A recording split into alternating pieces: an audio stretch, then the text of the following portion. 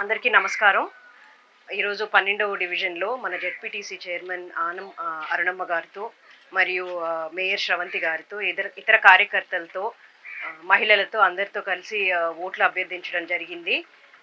ఏ గడపకి వెళ్ళినా అమ్మ మేము తప్పకుండా ఫ్యాన్ గుర్తుకే ఓటేస్తాము.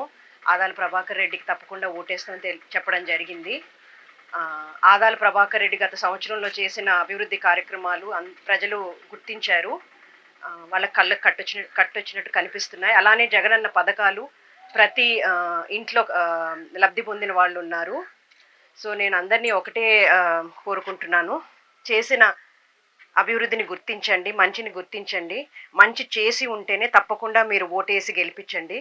కాబట్టి మీరందరూ ఆదాల ప్రభాకర్ రెడ్డి గారిని ఎమ్మెల్యేగా, విజయసాయి రెడ్డి గారిని ఎంపీగా ఓటేసి గెలిపించి తద్వారా జగనన్న ప్రభుత్వం ఏర్పాటయ్యేలా చేస్తారని కోరుకుంటున్నాను.